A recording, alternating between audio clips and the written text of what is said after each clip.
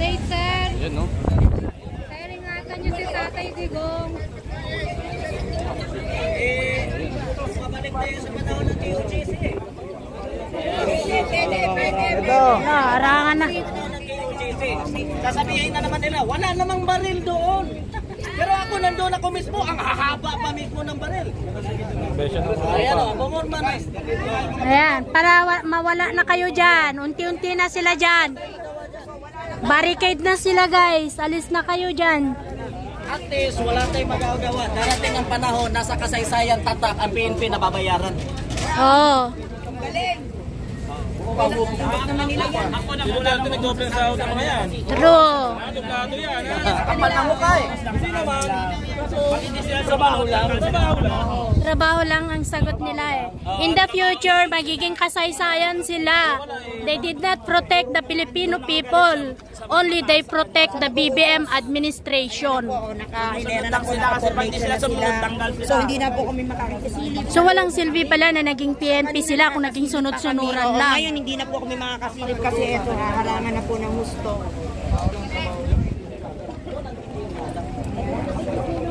Ayan po.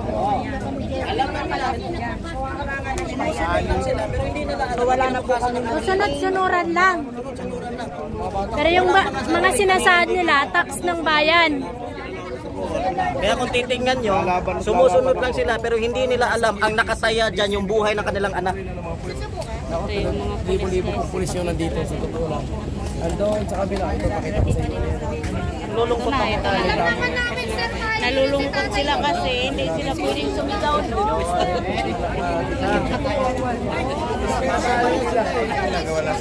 Ayan, double barricade sila ngayon, guys. Double barricade ata yan eh. Oh, double barricade kasi dalawahan.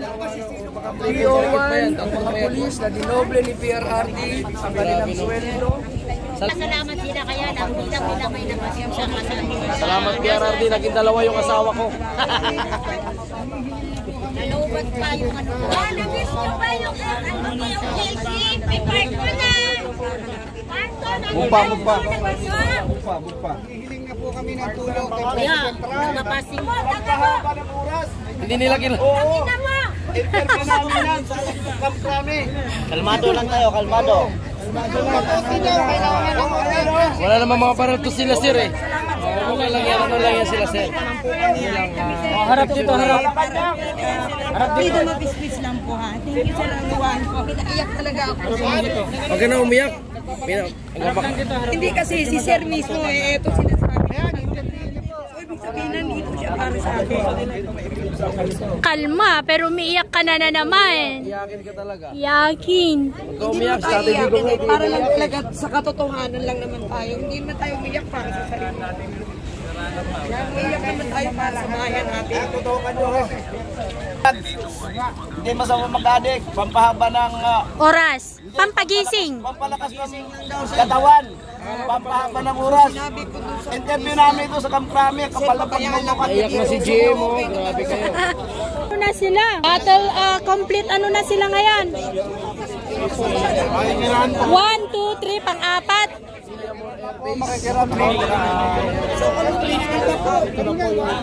Ito yung mga galawan ni Torre. Akalain nyo mga kababayan kami, cellphone lang dala namin, sila may ganyan. Gagawin nyo dyan. Diba?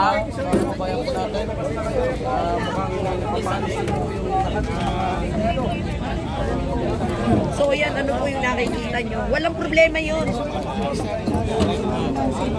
Hindi mo, akala mo kung sinong lulusot to. Oh. Ewan ko kung sinong lulusot. Si Duterte lang yung nasa loob. Isa lang ang ating sandata dito, dignidad na sila. Nakisilong lang ako. Akala mo kung sinong lulusot eh. And nasa gate 5 tayo ng Villamor Airways, guys. At nagtriple na po yung barricade nila dito. Ayan, tatlong linya yung mga pulis. Yung gate hanggang doon. Nasa Davao ba kayo? Alam nyo, ako witness ako sa panahon ng KOJC. Ang doon ako mismo. At saka kung napapansin nyo, nakikita nyo, ayan. May picture ako dito ipapakita ko po sa inyo. May picture po ako dito sa panahon ng QGC. Nakakatawa lang kasi isa lang ang taong hinahanap, pastor pa talaga. Akala mo kung sinong MNLF o ano bang mga NPA hinahanap. Isang tao lang, tapos sandamakmak na pulis ang pinapadala. Ngayon, nandito ako ngayon sa Manila, napapansin ko, andito naman yung mga riot shield. Akala kung tingnan yung mukha namin, hindi naman kami nakakatakot. Masyadong overacting yung ating mga kapulisan. Kung titingnan nyo, walang ni isa sa aming may dalang sandata. Ang dala-dala lang namin ay mga cellphone, nang sa ganon ang mga mensahe ay mapapadala doon sa iba't ibang sulok ng Pilipinas na kung ano ang ginawa nila sa ating Tatay Digong. Ito medyo maliwanag kasi, napapansin nyo yan? Yes. May dala-dala ko pa ang tarpaulin ng maisog. Sa likod ko mga pulis yan na may dalang riot shield. Sa Davao City to, sa Buhangin. Sa likod harap. niyan, sir. Oo. Sa likod niyan, sir. Oo, Isa sa pa harap dyan ng yung umihi. Ngayon, nangyari naman sa akin ulit. Andito na naman sa likod ko ang mga pulis may dalang riot shield. Nakala mo kung sinong lulusob. Kaya kung titingnan yung mga kapatid, imbis na ilagay nila ang kanilang lakas sa kung sino naman sa lulusob dito, wala namang lulusob siguro. Nagpapakita lang naman tayo ng suporta sa Tatay Digong. Imbis na gagawin nila paghahanap, Namatay na kasama nila sa Bulacan, na binaril ng adik. wala silang ginawa nun. Imbis na binigyan nila panahon maghahanap sa mga NPA na nagtatago, sa mga adik na nagtatago, dito noon sila na walang mga kriminal. Kaya nauubos ang kanilang lakas, nasasayang yung binabayad nating buwis na pagtugi sa mga kriminal. Imbis nandoon sila tumutugi sa kriminal, nagbabantay sa kapayapaan, nandito sila na wala naman sana kalaban. Kaya bumabalik tayo. The history repeats itself, mga kapatid. Kaya panawagan ko sa mga Pilipino. Yung nangyari kay Aquino, no? The same na the same. The same.